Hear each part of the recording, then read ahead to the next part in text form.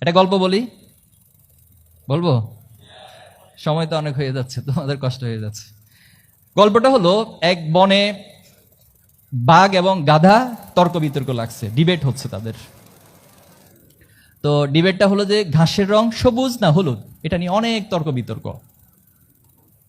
তো পরবর্তীতে প্রায় 2 ঘন্টা তর্ক বিতর্ক করে বলা হলো যে এটা সমাধান দিবে কে?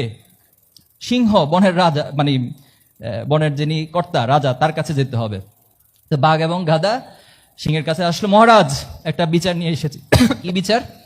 বিচারটা হলো যে গাধা বলতেছে যে বাঘ বলতেছে ঘাসের রং সবুজ, কিন্তু আমি বলতেছি ঘাসের রং হলুদ। এখন আপনি বলেন ঘাসের রং কি? বলছে হ্যাঁ হলুদই তো। হ্যাঁ আলহামদুলিল্লাহ, তাহলে এখন বিচার করেন। এতক্ষণ যে তর্ক বিতর্ক করলো, আপনি তাকে শাস্তি দেন। তো বাঘকে বলা হলো যে তোমার শাস্তি হলো তুমি আগামী 2 মাস কোনো ধরনের গর্জন দিতে পারো। বাঘ কিন্তু গর্জন করে, তোমার 2 মাস গর্জন দেওয়া বন্ধ। এবার গাধা তো নাচতে নাচতে চলে গেল, খুব খুশি, ভালো বিচার পাইছে সে। এবার বাঘ বলতেছে, মহারাজ আপনি এটা কি বিচার করলেন? আপনি কি জানেন না ঘাসের রং সবুজ? অবশ্যই আমি জানি ঘাসের রং সবুজ। আপনার পাশে আরো কয়েকজনকে ডাকেন, তারা বলুক ঘাসের রং কি সবুজ।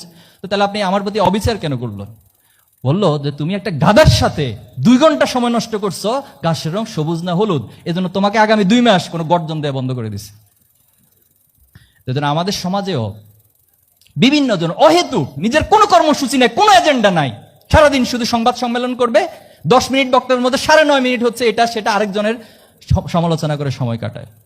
এজন্য আমরা এই সমস্ত ব্যক্তিদের সাথে কথা বলে সময় নষ্ট করবো না। তোমাদের প্রতি অনুরোধ থাকবে, তোমরা যে সমাজে বেড়ে উঠবা, তোমরা যে বন্ধুদের সাথে বেড়ে উঠবা, এবং অসংখ্য বন্ধুকে পাবা, অহেতুক বিষয় নিয়ে তোমার ঘন্টার পর ঘন্টা সময় নষ্ট করবে। মেহেরবানি করে ওই সময়গুলো তুমি তোমার বাবাকে সময় দাও, তোমার মাকে সময় দাও, তুমি তোমার একটা পড়াশোনার মধ্যে সময় দাও, একাডেমিক অর্জনের মধ্যে সময় দাও, একটা স্কিল ডেভেলপমেন্টের মধ্যে সময় দাও। দেখবে এটা তোমাকে সামনের দিন অনেক দূরে এগিয়ে নিয়ে যাবে।